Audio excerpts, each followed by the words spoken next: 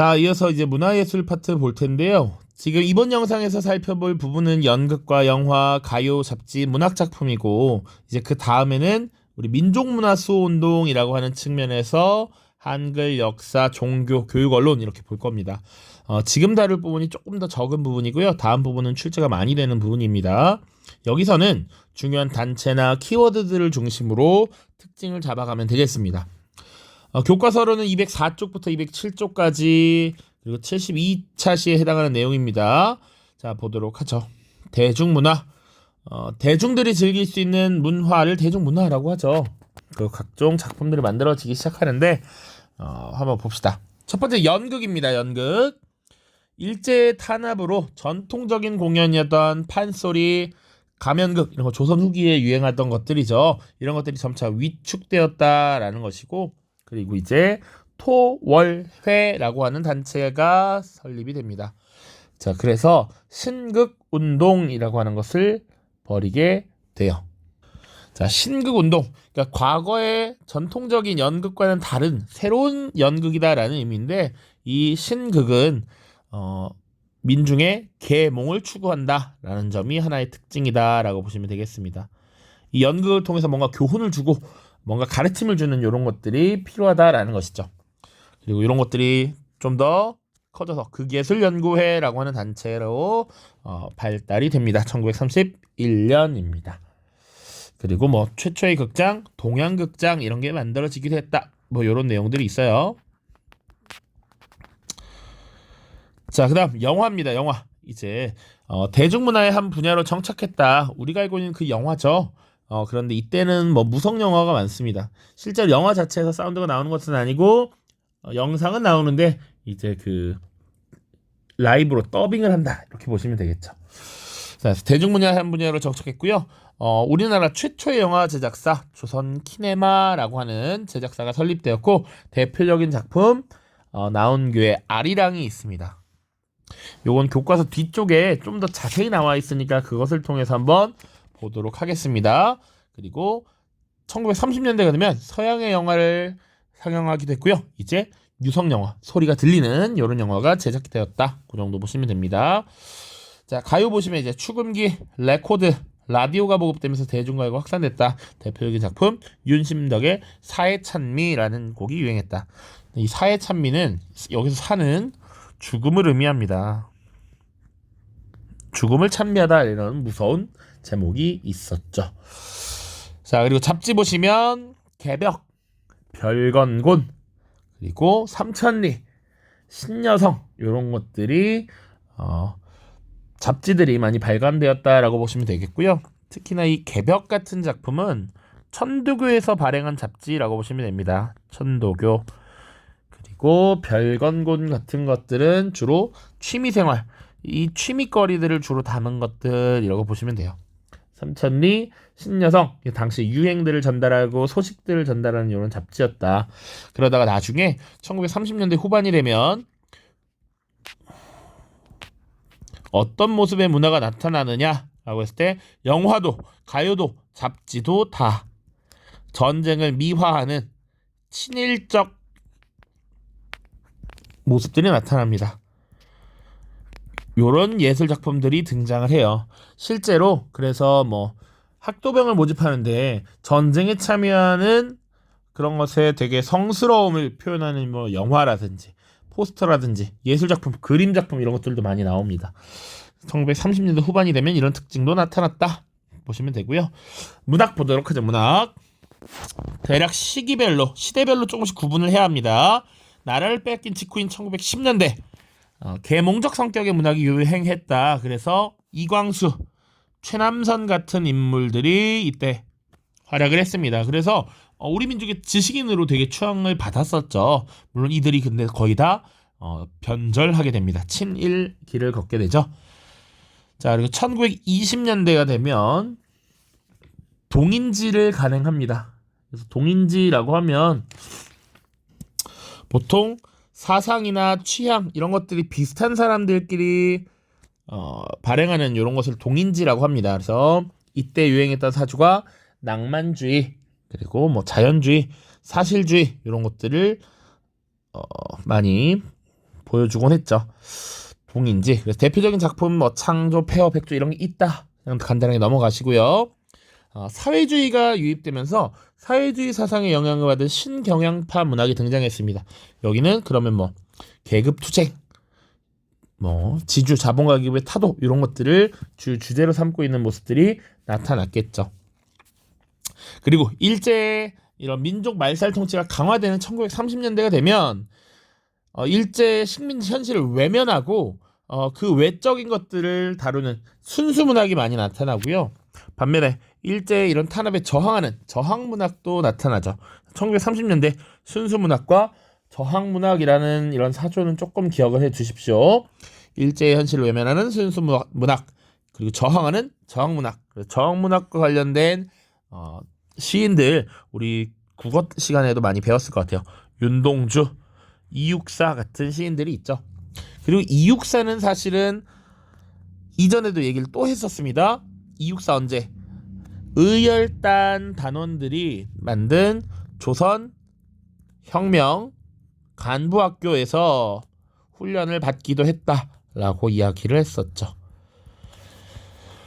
자, 나머지 봅시다. 음악, 서양 음악의 영향을 받아서 뭐 현재명의 고향생각, 안익태 애국가 이런 것들이 만들어졌다. 민족 정서를 자극하는 이런 것들이 만들어졌고, 미술 보시면 한국 전통 회화를 개성하기도 하고요. 서양화가 정착이 되기도 합니다. 우리 신여성 나혜석 이렇게 얘기했었죠. 나혜석 그리고 이중섭 화가 같은 사례도 있습니다. 자, 듣죠. 교과서 자료 보고 끝내도록 하겠습니다.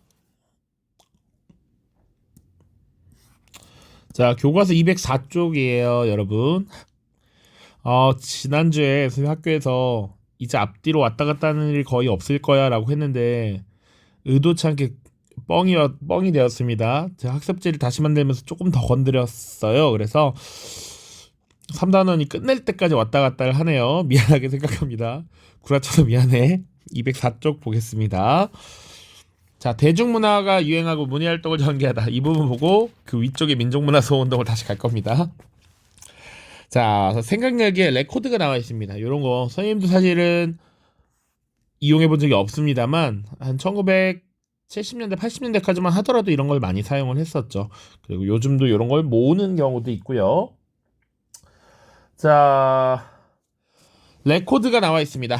레코드는 소리를 기록하였다가 축음기에 올려서 재생하는 원반 형태의 음반으로 개항 이후에 유입되었고요. 1920년대에 대중가요가 유행하고 축음기가 보급되면서 레코드를 찾는 사람들이 늘어났습니다. 레코드를 축음기에 재생하면 공연장에 가지 않고도 음악을 들을 수 있었기 때문에 인기 있는 문화상품이었죠. 자, 연극과 영화 보도록 하겠습니다. 일제강점기 연극에서는 일제 탄압으로 판소리, 가면극과 같은 전통적 공연이 위축되었고 이수일과 심순애의 비극적 사랑을 다룬 장안문 같은 신파극이라고 하는 것이 인기를 끌었습니다. 3.1운동 이후에는 토월회가 민중계몽을 주장하며 신극운동을 전개하게 됐고요. 30년대 극예술연구회가 만들어져서 민중의 각성을 촉구하기도 했습니다. 또 최초의 연극 전용 극장인 동양극장이 만들어지기도 했죠. 왼쪽에 보시면 토월회 사진이 나와 있습니다. 도쿄의 한국인 유학생들이 중심이 되어서 만든 신극운동단체. 자, 영화는 1920년대에 대중문화의 한 분야로 자리매김했고요. 24년 최초 영화 제작사 조선 키네마가 설립되었습니다. 그리고 26년 나온규가 영화 아리랑을 발표해서 영화 발전에 큰 전기를 이루었는데 나라 잃은 민족의 울분과 서름을 그려내서 우리 조선인들의 큰 호응을 얻기도 했죠. 30년대 서양 영화가 상영되었고 변사가 대사를 읽던 일종의 더빙을 했던 무성 영화를 대신해서 유성 영화가 만들어졌습니다. 자, 이런 것들이 대중에게 큰 영향력을 발휘했기 때문에 일제는 이를 탄압하면서도 이걸 교묘하게 이용했습니다. 그래서 침략 전쟁을 찬양하는 영화 이런 것들을 만들도록 강요했고요. 예를 들어서 우리 영화 말모이 같은 것을 보면 어린이들이 떼지어서 극장에 들어가서 전쟁을 미화하는 이런 영화를 보고 나도 전쟁에 참여할래요 라고 이런 동원을 이끌어내기도 하죠. 그런 것들이 이 대중문화의 무서움이기도 했습니다. 이런 것들을 일제가 활용해서 조선인들을 침략전쟁에 동원하는 이런 모습이 나타났죠. 라디오 방송이 시작되다 라고 되어 있습니다. 1927년 경성방송국을 설립해서 식민통치의 도구를 활용을 했습니다. 자, 이런 것들을 나중에 중일전쟁 이후에 활용했다라는 내용들이 나와 있습니다. 전시동원의 도구로 활용했다. 문학과 예술활동 보시면 1910년대는 당시 조선의 지식인들을 중심으로 한 계몽적 성격의 문학이 유행했고 3.1운동 이후엔 다양하게 등장했습니다. 창조, 폐허, 백조와 같은 동인지, 동일한 취향, 동일한 사상, 동일한 경향을 가진 사람들이 모여서 하나의 책을 구성하는 것을 의미합니다. 낭만주의, 자연주의 문학과 식민지 현실에 관심을 둔 사실주의 문학이 함께 유행했다. 그리고 1920년대 중반 사회주의의 영향을 받은 신경향파 문학 등장 보시고요. 30년대 일제의 탄압으로 식민지 현실을 외면한 순수문학 경향, 그리고 그 반대편에 저항의식을 담은 저항문학이 발표되었습니다. 윤동주, 이육사 같은 인물들은 다 우리가 익히 많이 들어본 인물들이죠. 오른쪽에 보면 윤동주 시인의 서시 친필원고가 있습니다. 죽는 날까지 한 점 부끄러움 없기를, 잎새에 있는 바람에도 나는 괴로워했다. 이런 내용들 쭉 있죠. 한번 좀 들어봤을 거라고 생각합니다. 나머지 밑에 읽어보시고요. 대중가요와 대중잡지 보시면 윤심덕이 노래한 사회 찬미가 유행했다. 추금기 레코드 라디오가 보급되면서 대중가요가 유행했다.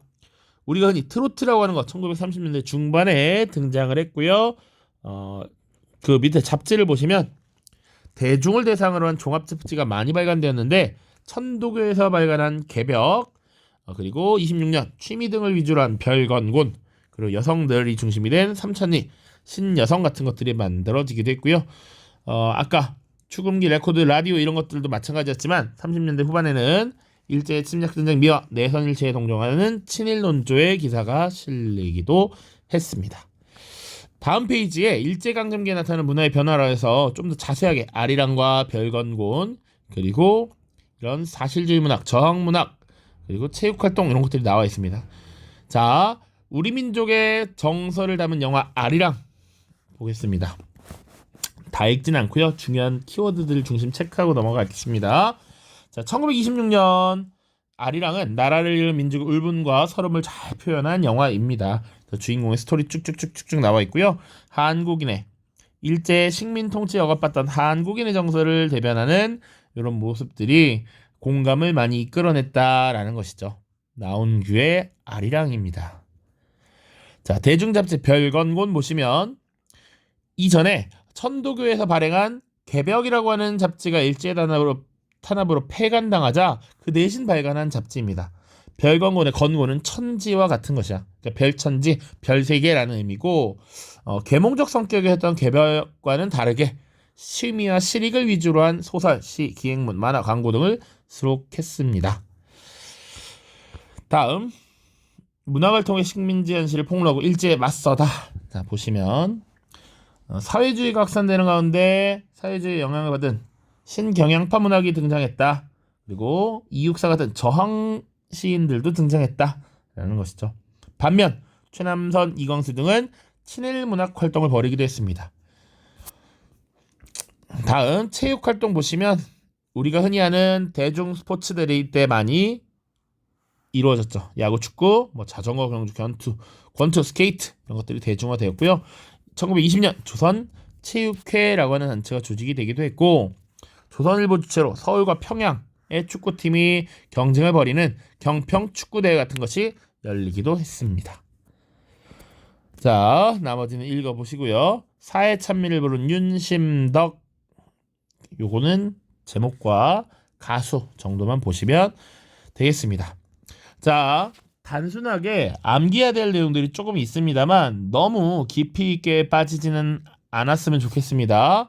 자, 모두 고생 많았고요. 다음 이제 민족문화 수호운동 보도록 하겠습니다. 자, 고생 많았습니다. 안녕.